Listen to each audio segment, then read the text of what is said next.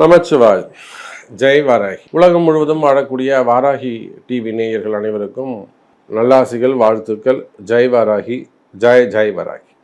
அன்பு பக்தர்களே, ஆவணி மாதம் அசுர பலம் பெறக்கூடிய, அதாவது எப்பயுமே அசுப கிரகங்கள், தீய கிரகங்கள்னு சொல்லக்கூடிய செவ்வாய், சனி, சுக்கிரன் இவங்கெல்லாம் இயற்கை அசுபர்களாக இருந்து அவங்க பலம் பெறக்கூடாது, பலமான இடத்துல போய் அவங்க உட்காரக்கூடாது. அதாவது கெட்டவங்க கையில் ஆட்சி போனால் எப்படி இருக்கும் அப்படின்னாக்கா மக்களுக்கு அது மாதிரி தேவையில்லாத துன்பங்கள் வரும் அப்படின்னு சொல்லுவாங்க. அதை போல் முழுமையான அசுப கிரகங்களாக இருக்கக்கூடிய செவ்வாய், சுக்கிரன், சனி போன்ற கிரகங்கள் கேந்திரம் அடைகின்றன. அதில் மெயினாக பாருங்கள், திருமண யோகம், திருமண வாழ்க்கை. யாருக்கெல்லாம் இந்த மிதுன, செவ்வாய், கன்னி, சுக்கிரன் இருக்காங்களோ அவங்களுக்கெல்லாம் திருமண வாழ்க்கையில் ஏதேனும் ஒரு சின்ன அடையாளமாவது இருக்கும். ஒரு சின்ன பிரேக்கப் இருக்கும், இல்லை சின்னதாக ஏதேனும் ஒரு மனக்கசப்பு இருக்கும், இல்லை இவங்க ஒரு இடமா அவங்க ஒரு இடமா இருப்பாங்க, இல்லை தடைப்பட்ட திருமணமாக இருக்கும், 2 திருமணமாக இருக்கும், இல்லை கண்ணுக்கு தெரியாமல் ஏதாவது 2வது வீடு வச்சுருப்பாங்க. அது ஆணோ பெண்ணோ இருவருக்குமே அந்த தொடர்பு இருக்கும், கள்ள தொடர்பு இருக்கிறது, சம்திங் அந்த மாதிரி ஒரு ராங் இருக்கும், ராங் ரூட்டில் இருக்கும். அதே போல் இன்னொரு விஷயம் என்னன்னு கேட்டிங்கனாக்கா, இந்த செவ்வாய் சுக்கிரன் சேரும்போது பில்டர்ஸ், கன்ஸ்ட்ரக்ஷன் ஃபீல்டில் இருக்கக்கூடியவங்க, road contract, building contract, panchayat போர்ட்லேருந்து கான்ட்ராக்ட் பிஸ்னஸ் எடுத்து பண்ணக்கூடியவங்க, ஏரி மண்ணு அதெல்லாம் தூர் வர்றது சின்ன சின்ன கிராமங்களில். அதே போல் கான்ட்ராக்ட் லேபர் பிஸ்னஸ் பண்ணக்கூடியவங்க, மேன்பவர் ஏஜென்சிஸ் பண்ணக்கூடியவங்க, மெயினாக அரசாங்கத்திலிருந்து கான்ட்ராக்ட் பிஸ்னஸ் எடுத்து பண்ணக்கூடியவங்க, பஞ்சாயத்து போர்டில் ஒர்க் பண்ணக்கூடியவங்க, பில்டர்ஸு, ப்ரமோட்டர்ஸு, லேண்ட் ப்ரமோட்டர்ஸு, இன்னும் சொல்லப்போனால் அதே போல் மருத்துவத்துறையில் இருக்கக்கூடியவங்க, டாக்டர்ஸு, ஆடிட்டர்ஸு, ஹாஸ்பிட்டல்ஸ் வச்சு நடத்தக்கூடியவர்கள், மெயினாக மருத்துவ கல்லூரிகள், மெடிக்கல் காலேஜஸ். அதுதான் நம்ம முக்கியமாக சொல்லணும். நம்ம போன பதிவில் சொல்லி நமக்கு புதுக்கோட்டையில் இப்போ ஒரு புது மெடிக்கல் காலேஜஸ் ஒன்று ஆரம்பிக்கிறாங்க. ஸோ அவங்க கூட நம்மகிட்ட சில கன்சல்டிங் எடுத்துக்கிட்டு இருக்காங்க. அப்போ நிறைய இது நல்லா ஆக்டிவேட், அது நம்ம சொல்லக்கூடியது அப்படியே நின்று பழிக்குது. ஒரு இடத்துலையும் இப்போ நம்ம ஆர்ட்ஸ் அண்ட் சயின்ஸ் காலேஜ்னு சொன்னோம்னா அதை நின்று எஜுகேஷன் செக்டர்னு சொன்னால் எஜுகேஷன் செக்டர் பேசுது. ஆமாம் சார், நீங்கள் சொன்னது எக்ஸாக்டாக இருக்குது சார்னு நம்மகிட்ட திரும்பி வராங்க. அது நமக்கு ஒரு சந்தோஷமாக இருக்குது, பெருமையாக இருக்குது. அது அம்பாளுடைய ஆசீர்வாதம், இது எல்லாம் வாராகியுடைய கருணை. அப்போ மெடிக்கல் காலேஜஸ் வச்சு நடத்தக்கூடியவங்க, டெலிவிஷன்ஸ் சேனல்ஸ் வச்சு நடத்தக்கூடியவங்க, மீடியா துறையில் இருக்கக்கூடியவங்க, அரசியலில் இருக்கக்கூடியவங்க, அரசியல் செய்யக்கூடியவர்கள், அரசியலுக்கு சப்போர்ட் பண்ணக்கூடியவங்க இன்டைரக்டாக. அதே போல் சேனல்ஸில் வச்சு டிவி சேனல்ஸ்லாம் வச்சு நடத்தக்கூடியவர்கள், மீடியா துறையில் இருக்கக்கூடியவங்க, ஒர்க் பண்ணக்கூடியவங்க, மெயினாக எஜுகேஷன் செக்டர்ஸு, ஸ்கூல் காலேஜஸ் வச்சு நடத்தக்கூடியவர்கள், டாக்டர்ஸு, ஹாஸ்பிட்டல்ஸ் வச்சு நடத்தக்கூடியவங்க, ஈவெண்ட் மேனேஜ்மெண்ட்ஸ் அதெல்லாம் வச்சு நடத்தக்கூடியவர்கள். அப்போது இந்த செவ்வாய் சுக்கிரன் பலம் பெறுகின்ற காரணத்தினாலே, இந்த செவ்வாயும் சுக்கிரனும் பலம் பெற்றார் அப்படின்னு சொன்னாக்கா, நிச்சயமாக இந்த ஆவணி மாதத்தில் பாருங்கள், சனிக்கு 3 கேந்திரங்கள் வேலை செய்கின்றன.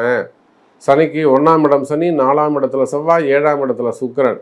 இதில் 7ஆம் இடத்தை மட்டும் சனி பார்க்குறார். அப்போ வீடு கொடுத்த 10ஆம் அதிபதியாக வரக்கூடிய குருவையும் சனி பார்க்குறார். அப்போ 4 கேந்திரமும், சனிக்கு 4 கேந்திரங்கள் வேலை செய்கின்றன. அதனால் நிறைய மேஜிக் நடக்க போகுது. இதனால் நிறைய மாற்றங்கள் நிகழப்போகுது. உங்களுக்கு என்ன மாற்றம் வேணும்? நல்லது வேணுமா, தீமை வேணுமா, என்ன நடக்கணும் உங்களுக்கு அப்படிங்கிறத ஃபுல்லாக பார்க்கலாம் வாருங்கள். மகர ராசி. மகர ராசிக்கு இந்த ஆவணி மாதத்தில் 8ஆம் அதிபதி பலம் பெறுகிறார்.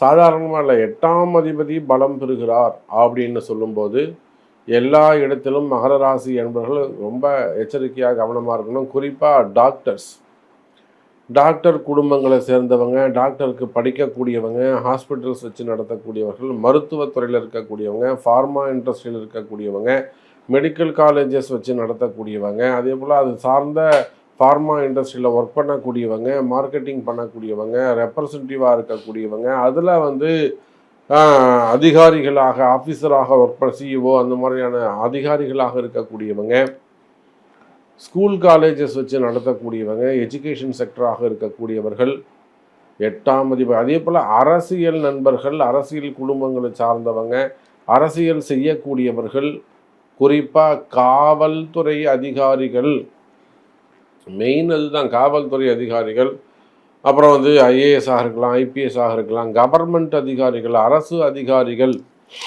இவங்க எல்லாருமே மகர ராசியாக இருப்பார்களே. ஆனால் மெயினாக அரசு அதிகாரிகளும் ரொம்ப எச்சரிக்கையாக கவனமாக இருக்கணும். 8ஆம் அதிபதி பலம் பெறுகிறார், ஆட்சி பலம் பெறுகிறார்.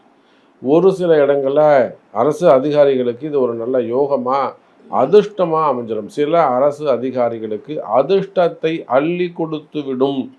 இது எப்படி நடக்கும்னா, ஒருத்தர் வீழ்ச்சியில்தான் மற்றவருடைய வளர்ச்சி இருக்குது அப்படின்னு ஒரு ஜோதிட சொல்லி இருக்குது. ஒருத்தர் வீழ்ந்தாதான் இன்னொருத்தர் நிமிர முடியும் அப்படின்னு சொல்லுவாங்க. பொதுவாக வீட்டில் ரொம்ப வயசானவங்க இருக்கிறாங்க, 80 வயசு 84 வயசுனா, அவங்க மறைவுக்கு பிறகு தான் அவங்க இருக்கிறவரெலாம் அந்த கர்மா ஆட்டி படைக்கும். வயசானவங்க வீட்டில் இருந்துட்டாலே அந்த குடும்பம் வளர்ச்சி அடைவது மிக கடினம். அதுக்காக அப்பா அம்மா நம்ம என்ன பண்ண முடியும்?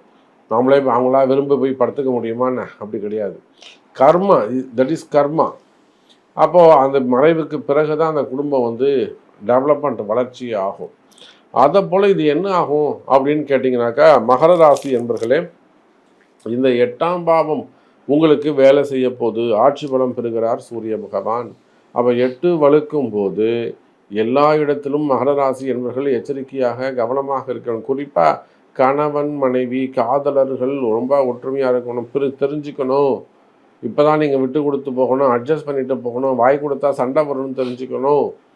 இப்போ போய் நம்ம வம்பு வழக்கு போலீஸ் கேஸுன்னு அங்கே போய் ஸ்டேஷனில் போய் நிற்கக்கூடாது. இதெல்லாம் புத்திசாலித்தனமாக, அறிவுபூர்வமாக, அறிவை கொண்டு செயல்பட வேண்டும் மகர ராசி அன்பர்களே. அதோட நான் இன்னும் கூட என்ன சொல்லுவேன் அப்படின்னு கேட்டிங்கனாக்கா, மகர ராசி ராசிக்கு 6ஆம் இடத்தில் 4ஆம் அதிபதி 6ஆம் இடத்தில் மறைகிறார். அதே போல் 5ஆம் அதிபதியாக வரக்கூடிய சுக்கிரன் நல்ல யோகத்தை பாக்கியஸ்தானத்தில் அமைகிறார். இது ஒன்று தான் உங்களுக்கு சிறப்பாக இருக்குது. 8ஆம் அதிபதிக்கு தனஸ்தானம், 8க்கு 2வது வீட்டில் பாக்யாதிபதி அமைவது மிக மிக சிறப்பு. சுக்கிரன் 4க்குடையவன் 9ல் இருந்தான்னு சொன்னாக்கா அவங்களுக்கு பணங்காசு வீடு தேடி சேரும்னு அர்த்தம். அப்போ மகர ராசி என்பதிலே கடன் சுமைகள் இருக்குது, கடன் பிரச்சனைகள் இருக்குது, இல்லை வேறு ஏதாவது ஒரு கடனில் போய் நீங்களாக மாட்டிக்கிட்டீங்க. நான் நல்லா இருந்தேன், ஃப்ரீயாக இருந்தேன், இப்போ திடீர்னு நானாக போய் இதில் மாட்டிக்கிட்டேன் அப்படின்லாம் சில பேர் சொல்லுவாங்க.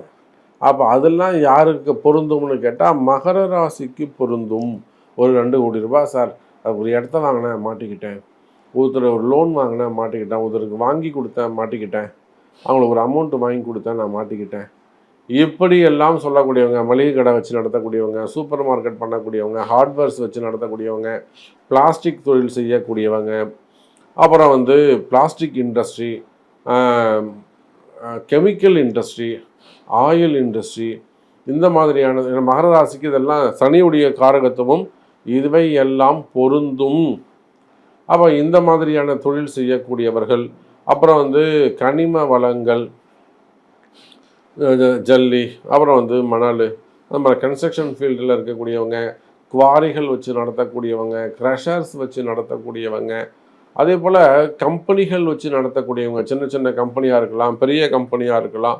ஸோ அந்த மாதிரியான தொழில் செய்யக்கூடியவங்க, இவங்க எல்லாருக்குமே கூட மகர ராசி என்பவர்களே இந்த சூரியன் சுக்கிரன் ஒரு நல்ல யோகத்தை, திடீர் அதிர்ஷ்டத்தை ஏற்படுத்துகிறார். அப்போ உங்களுக்கு இருக்கக்கூடிய அந்த தாரிதரியங்கள், தரித்திரம்னு சொல்கிறாங்க இல்லையா, அந்த தாரிதரியங்கள் அல்லது இருக்கக்கூடிய கஷ்ட நஷ்டங்கள் விலகணும் அப்படின்னாக்கா, நிச்சயமாக உங்களுடைய வீடோ, உங்களுடைய கம்பெனியோ, உங்களுடைய ஃபேக்ட்ரியோ, இந்த மாதிரி இடங்களில் உங்களுடைய பிறப்பு ஜாதகத்தை கொடுத்து உங்கள் பிறப்பு ஜாதக பிரகாரம் செய்ய வேண்டிய யாகங்கள், ஒரு பிரத்யங்கரா ஹோமம், இல்லைன்னா ஒரு அஸ்தரா ஹோமம், அப்படி இல்லைன்னா ஒரு வழிகாட்டுதல் படி அந்த ஹோமங்கள் எல்லாம் வழிபாடுகள் செய்வீர்களேயானால், யாகங்கள் செய்வீர்களேயானால், இது நல்ல நேரம், வளர்ச்சியை கொடுக்கும். குடும்பத்துக்கு என்ன இருக்கிறத பார்க்கலாம். பொதுவாக இந்த ஆவணி மாதத்தை பொறுத்தவரை அசுபகரங்கள் பலம் பெறுகின்றன அப்படின்னு ஒரு வார்த்தையை சொன்னேன். அப்போ மெயினாக உங்களுக்கு எந்த மன வாழ்க்கை சுகத்தை கொடுத்ததோ, இப்போது இன்றைக்கி காலையில் தூங்கி எழுந்துக்கிற ஃபஸ்ட்டு ஃபோனே ஒருத்தருடைய ஃபோன் தான். அவர் ஒரு நல்ல தூய்மையான உள்ளம் படைத்தவங்க, நேர்மையான ஒரு அதிகாரி, ஒரு நல்ல உயர்ந்த இடத்துல இருக்கிறாங்க, நல்ல குடும்பம். ஆனால் பாருங்கள், மனைவியால் அவங்களுக்கு சுகம் இல்லை. மனைவி அவரை ஏமாத்துறாங்க. மனைவி அவரை குறிப்பிட்ட அந்த நபரை ஏமாத்துறாங்கன்னா எப்படிங்க? இவரிடம் இல்லாமல் இன்னொரு இடத்துல போய் பழக்க வழக்கங்களை வச்சுக்கிறாங்க. ஆனால் இவர் பாருங்கள், பாசத்தில் அந்த மனைவி தான் எனக்கு நான் நல்லது தான் செய்வேன் அப்படின்னு உட்காந்துருக்கார். அப்போ அந்த மாதிரியெல்லாம் மாற்றங்கள், ஏமாற்றங்கள் இருக்குமே. ஆனால் அது ஆணாக இருக்கலாம், பெண்ணாக இருக்கலாம், முதல் திருமணமாக இருக்கலாம், அல்லது மறைமுகமான உறவுகளாக இருக்கலாம், வீட்டுக்கு தெரியாமல் செய்யக்கூடிய செயல்பாடுகளாக இருக்கலாம், வயோதிக பருவமாக இருக்கலாம். புரியுதா? இப்போது இன்னொரு அம்மா வந்தாங்க, பொண்ணுக்கு மாப்பிள்ளை பார்க்கணும். சாமி, நான் வேலை செய்கிற இடத்துல என்னுடைய ஒரு அதிகாரி இப்படி பழகினாங்க, எனக்கு எப்படியாவது அவர் தான் வேணும். இந்த மாதிரியெல்லாம் ஒரு உறவு முறைகள், ஒரு அன்பு, அது ஒரு பாசம், அவ்வளோதான். அதை விட்டு வெளியில் வர முடியாது.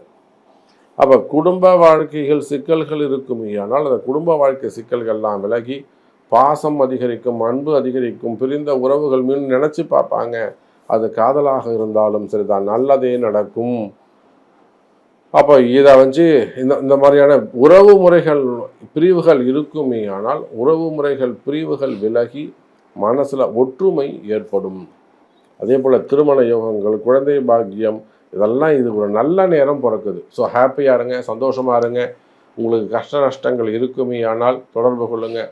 முடிஞ்ச அளவுக்கு அம்பாள் உங்களுக்கு ஆசீர்வாதம் பண்ணுவா, நல்லதே நடக்கும். ஜெய் வாராகி, ஜெய் ஜெய் வாராகி.